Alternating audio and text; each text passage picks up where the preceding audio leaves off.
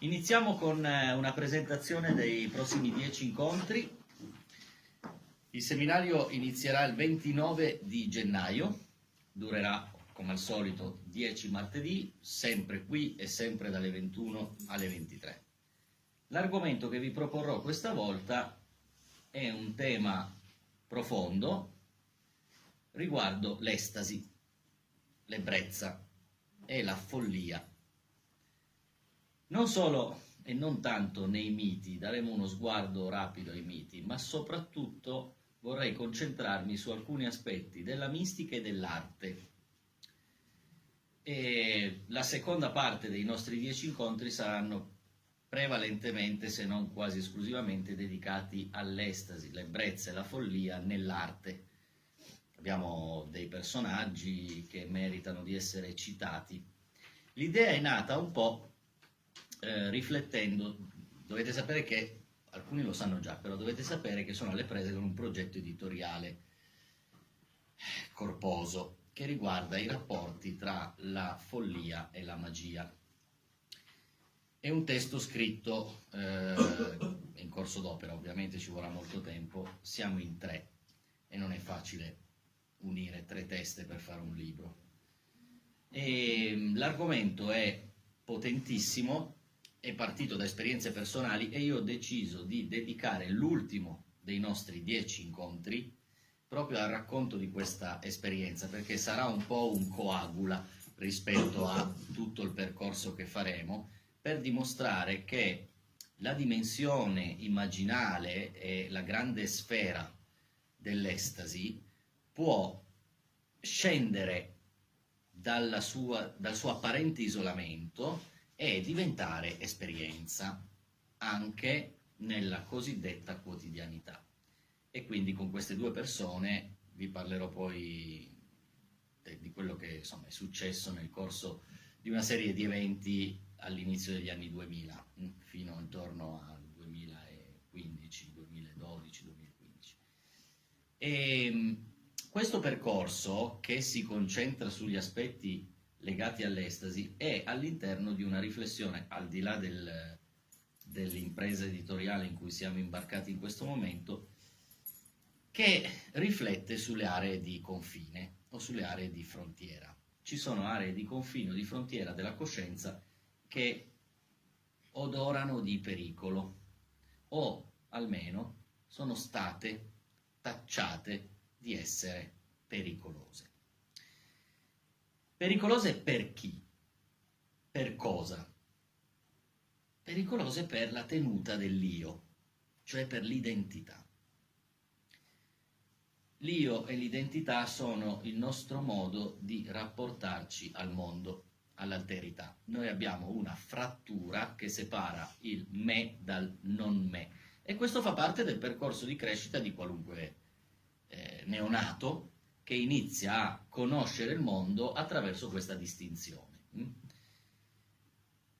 Man mano questa distinzione si solidifica, si rapprende, in un certo senso si irrigidisce anche, e quindi poi noi nel corso del tempo abbiamo un'identità strutturata, carattere, personalità, i gusti, i valori, le opinioni, a seconda delle varie sorgenti che possono essere l'educazione ricevuta in famiglia, dal luogo in cui siamo nati, l'epoca, eccetera, eccetera, finiscono per impastarsi all'indole o al temperamento, che è qualcosa di assolutamente personale, soggettivo, e darci il senso dell'io, che è il nostro stare al mondo. Quando l'io si frattura, si lede, si ferisce, potremmo avere dei problemi. E noi viviamo in un'epoca in cui possiamo assimilare tutte le psicopatologie, cioè tutte le malattie della mente, sotto un'unica semplice definizione: diversi tipi di lesioni dell'io. Cioè hanno a che fare tutte con problemi legati alla tenuta dell'identità. Quindi quando si dice che certe aree della psiche o certe zone dell'esperienza della coscienza sono pericolose, si intende questo, cioè sono pericolose per l'equilibrio del nostro io nel mondo. Chiaramente questo tipo di aree, queste zone apparentemente pericolose, ci offrono una serie di possibilità. Sono possibilità innanzitutto emozionali, cioè consentono di sperimentare o veicolano delle esperienze emotive che normalmente l'io contiene. L'io tende a contenerle perché vive in una società. Quindi, mentre al bambino piccolo è consentito esprimere la rabbia nel modo in cui l'esprime un bimbo piccolo, cioè enfatizzando e drammatizzando quell'emozione, il che consente di liberarsene anche molto più velocemente, una persona adulta, cioè educata, non adulta perché adulta, ma adulta perché ha assimilato le regole del patto sociale, tende a contenere. Non è detto che significhi reprimere, ma le manifestazioni di emozioni forti, come possono essere la tristezza, la rabbia, ma anche la gioia, chiaramente, sono più contenute rispetto a quello del bambino, cosa che in alcuni casi implica una difficoltà poi a liberarsene o, diciamo, a digerirle in fretta. Mi spiego, no? Potremmo trascinarle per più tempo, a volte troppo, e quindi potrebbero poi fissarsi, si dice proprio così, una fissazione a determinate parti della nostra psiche. Queste possibilità non sono solo emozionali, queste aree apparentemente pericolose veicolano anche delle possibilità di tipo cognitivo, cioè esistono, come vedremo, degli aspetti dell'ebbrezza e dell'estasi che cambiano il nostro modo di conoscere le cose. Quindi non c'è solo l'aspetto interiore delle emozioni, in gioco c'è anche il rapporto tra il soggetto e la sua percezione del mondo, cioè dell'oggetto, tra virgolette. E qui si entra in un campo interessantissimo, quello per esempio delle premonizioni, quello di alcune intuizioni, dei lampi di genio, o quello dell'allucinazione. A volte sono degli stati di coscienza non determinati dall'introduzione di sostanze esterne a produrre delle variazioni nella percezione del reale. Quindi emozioni da un lato, percezioni o diciamo area cognitiva dall'altro, e persino poi esperienze corporee fuori dall'ordinario. Pensate a quello che accade a moltissime persone, magari è accaduto anche a molti tra noi in questa stanza, in alcuni momenti sospesi tra la veglia e il sonno, per esempio il dormiveglia, la fase di addormentamento o la fase precedente al risveglio, dove possono verificarsi dei tipi di esperienze che potrebbero includere l'uscita dal corpo o l'impressione che la coscienza sia uscita dal corpo, mirabili visioni accompagnate da coscienza, leggasi alla voce sogno lucido, oppure quelle che oggi vengono un po' banalmente liquidate come paralisi notturne, delle interazioni percepite fisicamente con entità, usiamo questo termine generale, entità esterne, poi che uno le declini come spiriti, anime di morti, demoni, angeli o alieni, questo è un altro paio di maniche, perché quella poi è successiva declinazione che una coscienza fa di un vissuto. Ci siete? Quindi, visto che riguardano emozioni, aspetti cognitivi, aspetti corporei, queste esperienze fuori dall'ordinario hanno, diciamo, prodotto una sorta di diffidenza. Diffidenza perché mette a repentaglio quella certezza su cui si fonda la nostra tranquillità, la nostra sicurezza. Queste esperienze ci turbano in generale, perché sono turbamenti. È chiaro? Quest'area di frontiera di cui parlavamo prima ha prodotto stati di coscienza che sono stati nel corso della storia accantonati con il solito duplice metodo. Uno,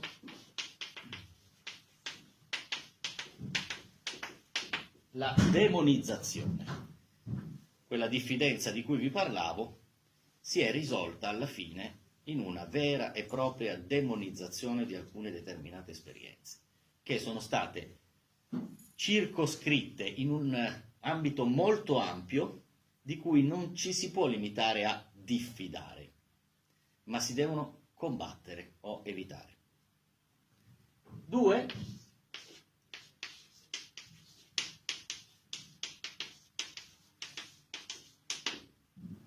Forse meno potente come impatto, ma molto presente, è la ridicolizzazione di queste esperienze. Attento a colui con cui parli di certe cose, perché se va bene ti può prendere in giro, se va male ti prende per matto, e non in senso buono, non in senso ingenuo. Mi spiego.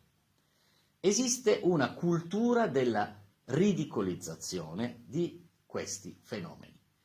Anche la magia, che ha una sua tradizione, una sua storia da Oriente a Occidente, millenaria, ci abbiamo fatto anche un seminario qualche tempo fa sulla magia, ha subito lo stesso medesimo processo, cioè da un lato la demonizzazione per chi ancora ha paura, dall'altro la ridicolizzazione per chi sta superando la paura o l'ha già superata.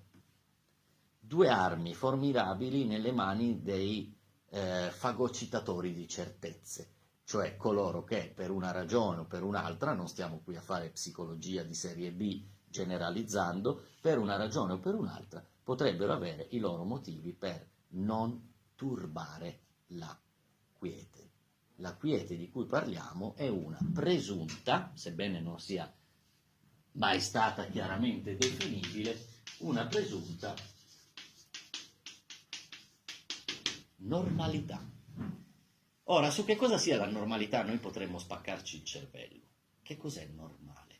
La norma è la regola. Normalità, alla fine, si risolve nella maggioranza.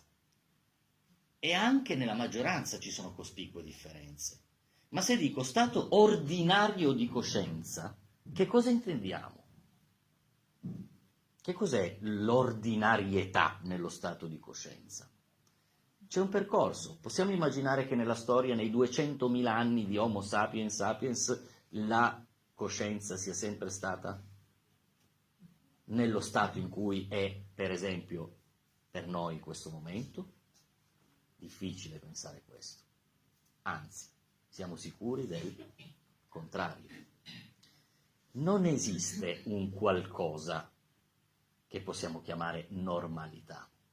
Esiste solo l'abitudine che la maggioranza ha a riposare su determinati canoni, e il riposo su questi canoni implica quella diffidenza o l'eventuale demonizzazione di ciò che esce dai canoni. Ci siamo? Mi sembra abbastanza facile da seguire questo ragionamento. Però questo processo che ha condotto alla demonizzazione e alla ridicolizzazione è stato un processo necessario. Io non vorrei trovarmi qui adesso a demonizzare la demonizzazione, cioè semplicemente a stabilire un conflitto tra stati di coscienza non ordinari e stato di coscienza ordinario, qualunque cosa questo voglia dire, e trovarmi a fare il tifo per lo stato di coscienza non ordinario e criticare lo stato di coscienza ordinario. Non mettiamola, fin da subito, non mettiamola su questo piano, perché non è una guerra, perché non è una partita per cui si debba tifare. Noi proviamo a indagare insieme, 10 incontri sono 20 ore, quindi abbiamo un discreto livello di profondità che ci possiamo permettere, proviamo a indagare insieme un fenomeno e i rapporti che questi fenomeni hanno con la cosiddetta ordinarietà. Ma è importante che si capisca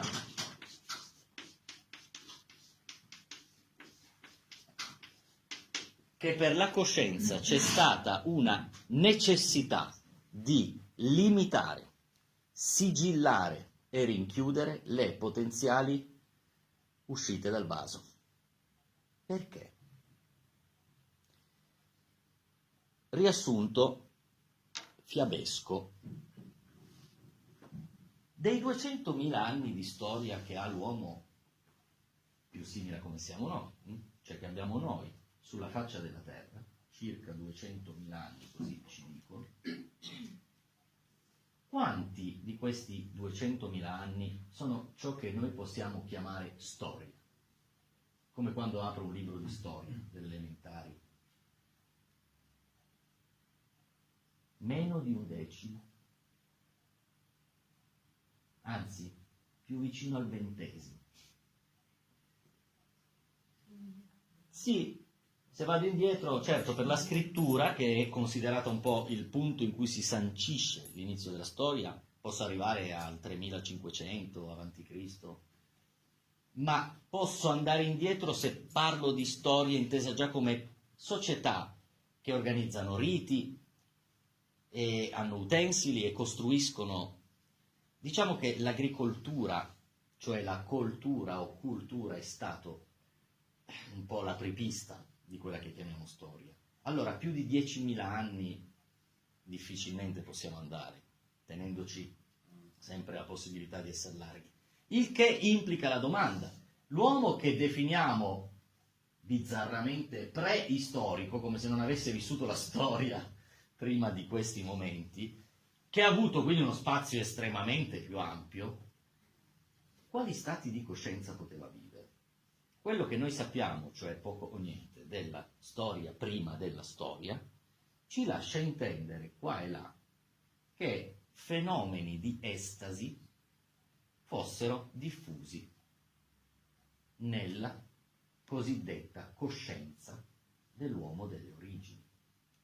E noi questo lo sappiamo se andiamo a cercare, per esempio, nel corso di un seminario in cui l'abbiamo fatto questo esempio, alcune incisioni all'interno di alcune grotte, dove vediamo rappresentate delle scene che chi è poi abile per interpretare queste scene descrive come danze rituali, momenti di estasi collettiva, spesso preludio magari del momento sacro della caccia, che era fondamentale, no? Insomma, abbiamo a che fare probabilmente, da quanto dicono alcuni antropologi, soprattutto antropologia delle religioni, ma non solo, anche archeologi, con un lungo periodo in cui non era necessario scrivere. E se non è necessario scrivere è perché non c'è un pensiero verbale che pensa. Non c'è una sovrapposizione dell'io che osserva se stesso. Non c'è una storicizzazione, tipo i miei avi sono il passato, i miei figli sono il futuro, io sono il presente. Chi vive così? Il bimbo. Il bimbo, prima di andare a scuola a fare le A, le B, prima che qualcuno gli dica in che città sei nato, in che anno vivi, e riesca a capire queste cose, è preda dell'esteriorità. Cioè è tutto un continuo passaggio di emozioni e percezioni preda dell'esteriorità. Forse, in questo gioco fiabesco di parallelismo tra era primitiva e uomo-bambino, possiamo accostare i due momenti. Una lunghissima infanzia preistorica con uno stato di coscienza di tipo estatico, che vuol dire letteralmente stare fuori. Stare fuori dall'io, perché non c'è ancora un io che lo contiene. Ci sono gruppi, come capita nel mondo animale, ci sono emozioni che attraversano i gruppi, come scosse elettriche, di gioia o di paura, di rabbia o di tristezza, ma queste realtà sono uno stato di coscienza esteriorizzato, cioè che vive al di fuori del contenitore chiamato io, perché non c'è ancora quel contenitore. Ci siete? Quando abbiamo poi la graduale tessitura, lenta tessitura di quello che chiamiamo storia, che porta a ciò che chiamiamo storie, ecco il formarsi di un io che magari all'inizio è un io di gruppo, poi è un io individuale. E questo porta al processo che chiamiamo civilizzazione e che ha per centro la costruzione di una civiltà. Quando si tratta cioè di intessere dei rapporti sociali, dobbiamo avere linguaggi comuni per poterci intendere, dobbiamo avere limiti chiari, dove finisce casa tua, dove comincia casa mia, dove finisce il tuo campo, dove comincia il mio campo. Dobbiamo quantificare il tuo raccolto è andato bene quest'anno, il mio è andato male, la tua famiglia vive meglio, la mia vive peggio. Cosa faccio se ho bisogno di un aiuto? Cosa devo offrire in cambio? Quantificazioni. E regole, limiti. Dove c'è la regola e il limite, anche solo dove finisce il mio campo, il tuo campo, ci vuole qualcuno che le faccia rispettare le regole. Ci vuole una gerarchia. Il processo di civilizzazione è il processo di costruzione delle gerarchie, le leggi, le regole, eccetera. In questo noi scopriamo che cos'è la norma e quindi la presunta normalità o ordinarietà dello stato di coscienza. Mi siete riusciti a seguire fin qua? Questo è l'inizio di uno stato di coscienza che si fissa, si radicalizza e a cui non conviene più essere preda dell'esteriorità. C'è un interno da difendere, perché si è creato un limite. Si è creato un limite nella storia, cioè tra il mio campo e il tuo campo, e si è creato un limite nella coscienza, io, gli altri, o io e il mondo. E nella nostra fiaba che stiamo raccontando, questo potrebbe benissimo essere l'inizio, il sorgere dello stato di coscienza cosiddetto ordinario, dove, guarda caso, ha un ruolo chiave il linguaggio verbale, che diventerà scrittura e diventerà il pensiero razionale. Il sorgere della ratio è stato messo in relazione da diversi autori con il sorgere dei patriarcati rispetto ai matriarcati. Questo è un altro elemento di confine, il passaggio dalla madre al padre. E quindi è necessario che la coscienza difenda la normalità sigillando, cioè come il vaso di Pandora, no? Sigillando tutte le energie che conducono all'esterno, sigillandole in un vaso di Pandora invisibile, che diventerà molto tempo dopo quello che chiamiamo inconscio. Non c'era ancora un nome per l'inconscio. Per lungo tempo non c'è stato bisogno di un nome per l'inconscio. Solo quando la razio ha cominciato a scoprire che poteva essere messa a repentaglio da energie o forze che la civiltà contemporanea legge come interiori, allora si interroga, ma c'ho qualcosa dentro che non ho sufficientemente indagato, conosciuto? Che cosa ho chiuso io là dentro? Ho chiuso tutte quelle spinte al fuori che andavano contenute necessariamente per poter permettere alla civiltà di esistere. È molto sintetizzato e banalizzato questo discorso, ma serve per capirci, perché questo volendo è un discorso mastodontico, ma mi interessa che sia chiaro questo movimento, no? Questa serie di passaggi. Tutto ciò che è estatico in noi però affiora continuamente in modi molto diversi. L'esperienza dell'estasi affiora di rado e riguarda pochi individui, oggi come oggi. Ma le esperienze liminari, tipo gli esempi che vi ho fatto prima del sogno lucido, della piccola premonizione, quelle riguardano quasi tutti. Solo che non hanno una presa sufficiente, sono armi spuntate e rimangono episodiche, al massimo qualcosa che puoi raccontare a qualcuno con cui hai confidenza, ma a cui non si dà un sufficiente seguito di indagine e di approfondimento. Sembra quasi folklore.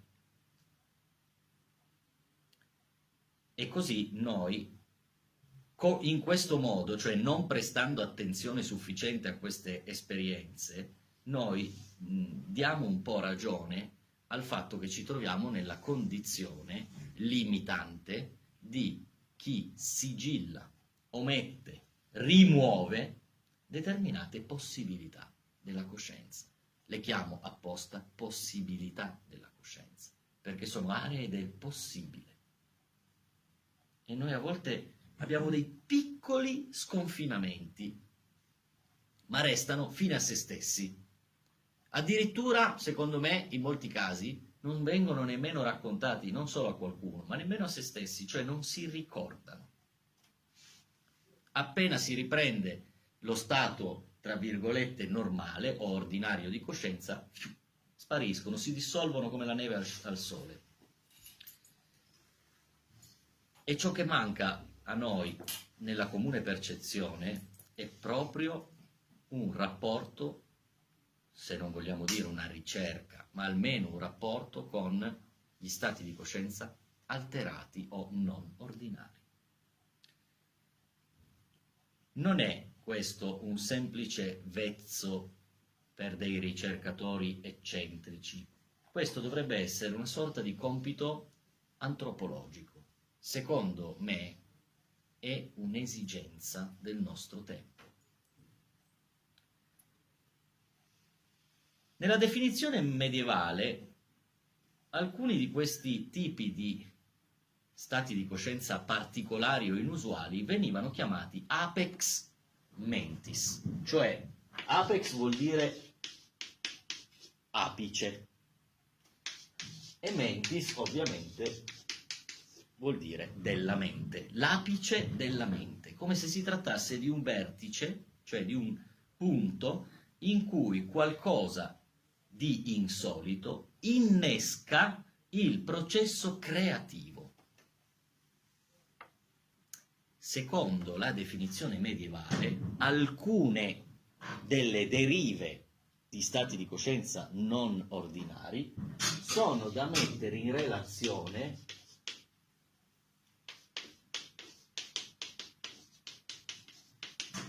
alla creatività. E questo è il punto che ci interessa di più indagare. Cioè, noi ci poniamo la domanda retorica: esiste una relazione tra l'estasi, l'ebbrezza o stati non ordinari di coscienza e la creatività? Ovviamente la risposta è sì. Non sempre però è così. È così solo in alcuni casi. E noi vedremo degli esempi. Ma ricordiamoci che questo può essere un po' il vettore della ricerca che faremo nel corso dei nostri 10 incontri, ovvero i rapporti tra la creatività e gli stati non ordinari di coscienza. Ora, è vero che nel Medioevo tutto quello che ha riguardato l'insolito ha subito un triste destino. Di solito è stato perseguitato e cancellato con la violenza, tranne per quelle poche aree o possibilità di stati di coscienza alterati che erano stati sequestrati dalla religione. Quando la religione sequestra un linguaggio, allora lo autorizza a sopravvivere, soprattutto in un'era dominata dalla religione. Quindi nel Medioevo, dominato dalla religione, siccome la religione ha sequestrato alcune possibilità di stati di coscienza alterati, se sono alla voce mistica possono starci. Se sono alla voce stregoneria vanno bruciati. Perché si distingue anche il tipo di estasi o il tipo di alterazione dello stato di coscienza. Questi stati di coscienza alternativi sono alla base del genio. Le estasi creative riguardano la produzione artistica a tutto tondo, riguardano la mistica, e la mistica a sua volta ha prodotto arte, chiaramente. E adesso, al di là del discorso strettamente religioso, intendo, e noi quindi indagando, avvicinando e forse in alcuni casi sperimentando questa condizione, andiamo a caccia del genio creativo perduto. Dico perduto perché nella maggioranza dei casi la società civilizzata o educata o ordinaria trasmette di padre in figlio le capacità esecutive, la tecnica. E il pensiero tecnico o esecutivo non è creativo, non è alterato. Mentre il lampo di genio è scomodo, primo perché bisognerebbe vedere se esiste, e qualcuno ha indagato la possibilità, tipo Aleister Crowley nel libro Magic, indaga la possibilità di scoprire se esistono tecniche per riprodurre il fenomeno del genio o per avvicinare la condizione creativa. E non è un compito semplice, chiaramente. Ma tantomeno noi possiamo credere alla storiella che viene venduta ancora oggi di questo tipo. I tentativi di ricerca degli stati alterati di coscienza sono evasioni, notate il termine, cioè sono un modo di scappare, no? Di fuggire, sono evasioni dalla responsabilità e dal peso dell'io che sta nel mondo, dell'io educato al mondo, e sono dei tentativi di indebolire o addirittura distruggere la ragione, cioè la razionalità. Ovviamente noi non possiamo che essere contrari a quest'idea. Semmai, queste non sono evasioni o tentativi di fuga, o non solo evasioni e tentativi di fuga, hanno a che fare con quell'originario perduto, quindi potrebbero essere dei tentativi più o meno consapevoli, inconsci, di recuperare qualcosa di perduto, qualcosa che sta talmente in profondità, che giace laggiù, dove è stato sigillato in quel contenitore che oggi chiamiamo inconscio, ma che esige ancora di essere nutrito. Ha fame, e se non lo nutro non è detto che muoia. Potrebbe esplodere contro la nostra volontà senza che uno lo abbia cercato e provocare una frattura nell'io, cioè una malattia mentale. Siete riusciti a seguirmi? Intendo dire che sì, poi c'è il rapporto tra psiche e soma, ci porta poi, come dicevamo prima, le esperienze di questo genere diventano anche corporee. Il rapporto è così stretto che un problema della mente è anche un problema del corpo, e lo è già, a prescindere da quanto uno avverta la somatizzazione. C'è un rapporto di strettissima dipendenza, se non di continuità tra i due. Però, rispetto a chi dice che questi sono tentativi di evasione dall'io, la risposta potrebbe essere no. È l'io che è stato un tentativo di evasione da questa forza, dall'energia del genio. Perché il contenitore è venuto dopo il contenuto in questo caso. Capite cosa intendo? Quindi è possibile che nel nostro percorso, anche se ce la raccontiamo e diciamo ora che l'io è stabile, ora che la ratio è solida, queste evasioni sono vie di fuga, in realtà potrebbe benissimo essere che è piuttosto l'io ad avere paura della propria fragilità. E se l'io fosse invece più in pericolo proprio dall'essere assorbito interamente dalla ragione? E se l'io si trovasse veramente a repentaglio proprio per il fatto che non concediamo più spazio agli stati non ordinari di coscienza?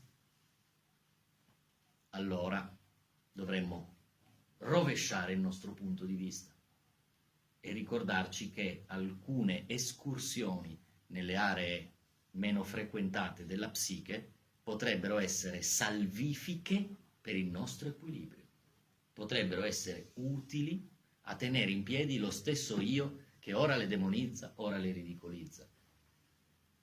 Messa in altri termini, l'io potrebbe aver paura di queste esperienze perché dice: queste esperienze possono farmi precipitare, possono squilibrarmi, ma non avere affatto a che fare con queste esperienze potrebbe essere ancora più pericoloso e squilibrante per l'io rispetto al fare ogni tanto alcune di queste esperienze. Mi sono spiegato? Quindi questo è un rovesciamento dei termini. Se l'io si prestasse interamente al pensiero razionale, causale, discorsivo, tecnico, burocratico, in un certo senso anche scientifico, e dimenticasse il raptus, che letteralmente vuol dire rapimento, il ratto, e dimenticasse il raptus che alcune esperienze possono portare, a soffrirne di più e per primo sarebbe l'io stesso e il suo fragile, precario equilibrio. Potrebbe essere quindi un'esigenza antropologica, come vi dicevo prima, che noi abbiamo il compito di sondare, se non proprio di indagare, cioè di esplorare. E noi parleremo quindi proprio di questo. Capite che quando diciamo, è stato dato un nome, no? In questa serie di incontri abbiamo parlato di estasi, ebbrezza e follia, quindi distingueremo un po' tra questi campi naturalmente.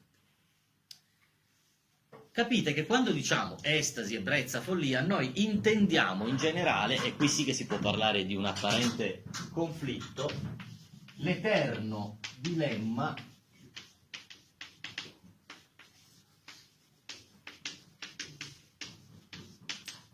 tra ciò che è razionale e ciò che è irrazionale. Chiaro? L'irrazionale, scopriremo nel corso dei nostri incontri, è il fondamento di ogni razionale.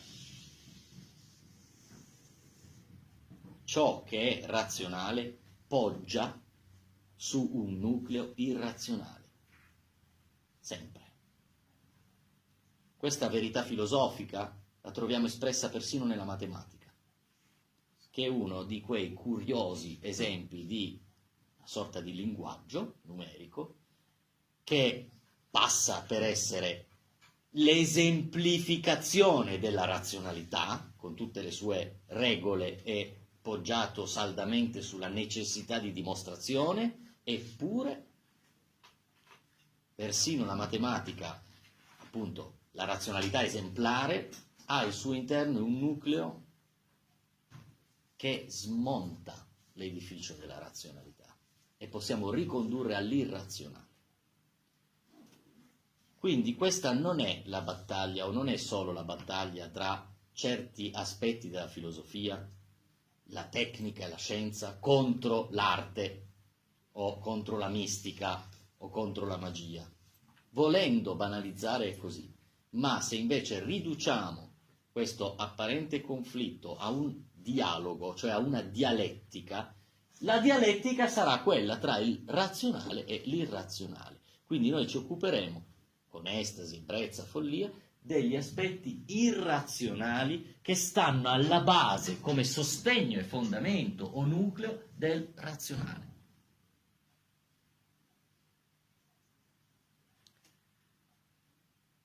Noi percepiamo oggi come oggi l'irrazionale come una interruzione dello stato ordinario, come una discontinuità o evasione dalla regola, cioè dalla razionalità. Probabilmente in passato, come vi ho detto, lo stato ordinario era esattamente l'opposto, cioè quello estatico o irrazionale. Conoscete tutti questa frase. Il sonno della ragione genera mostri. Tutti avete sentito questa frase. Questa frase è il titolo di un'opera pittorica del 1797 ad opera di quel oscuro pittore spagnolo Francisco Goya, che ha intitolato così una delle sue opere, Il sonno della ragione genera mostri.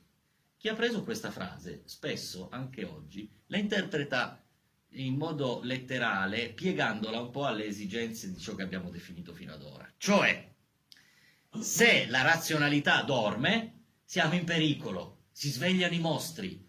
Se sei irrazionale, sei un mostro. Ma era quello che voleva intendere Goya? No. Goya non voleva con questa frase dire se la ragione dorme, allora si svegliano i pericolosi mostri che mettono a repentaglio l'io e magari anche gli altri. Goya intendeva dire che ragione, cioè razionalità, ragione e fantasia o irrazionalità, dove abitano cioè i mostri, devono sposarsi per produrre il genio artistico. Questo era il senso che Goya dava a quell'opera e al titolo di quell'opera. Il sonno della ragione genera mostri, non nel senso del pericolo, ma nel senso che consente agli aspetti censurati del nostro immaginario di prendere vita, e se sposati alla ragione, ecco l'arte. Perciò non era inteso come un conflitto. Questo del conflitto apparente tra razionale e irrazionale è una storia molto vecchia, perché io potrei benissimo dire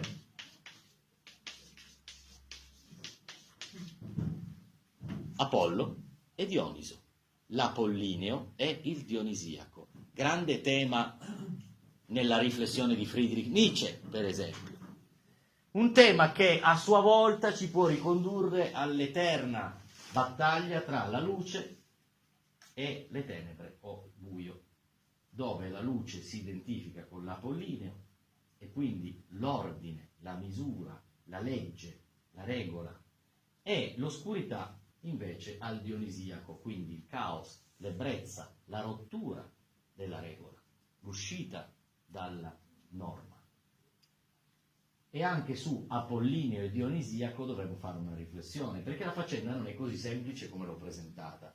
Questo è il modo in cui, diciamo, viene superficialmente venduta.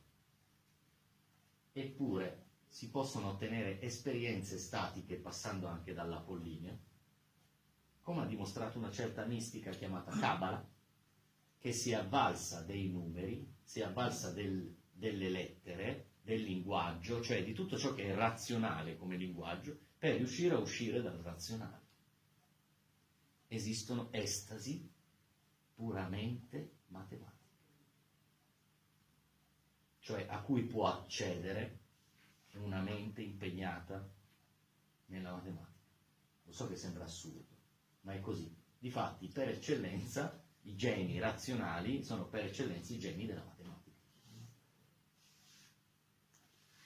Quelli che si sono spaccati letteralmente il cervello, perché alcuni sono impazziti, o forse alcuni erano pazzi per poterci arrivare, per riuscire a portare oltre una nuova frontiera della matematica. Perché la matematica è lungi dall'essere concluso, è come universo a sé stante, è come iperuranio autosufficiente che poggia su un mondo di regole. La matematica non è affatto conclusa. Quindi è stato il razionale nel corso della storia a perseguitare e limitare l'irrazionale e costringerlo in quell'interiorità del contenitore costruito a posteriori chiamato io, e che oggi interiorità che chiamiamo inconscio.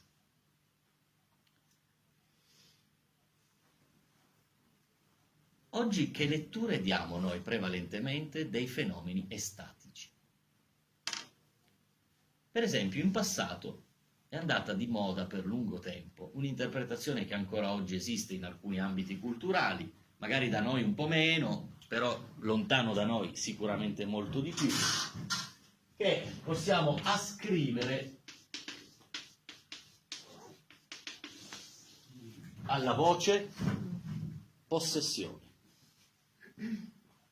Un elemento estraneo, esterno, entra di sua volontà, magari contro la tua volontà o quantomeno a tua insaputa e ti abita.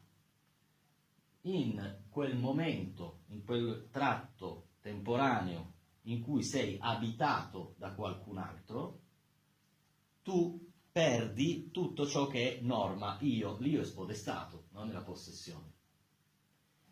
Ma la possessione a cui siamo abituati noi, che culturalmente abbiamo il retroterra giudaico-cristiano, è sempre un fenomeno negativo, cioè non esiste una possessione positiva.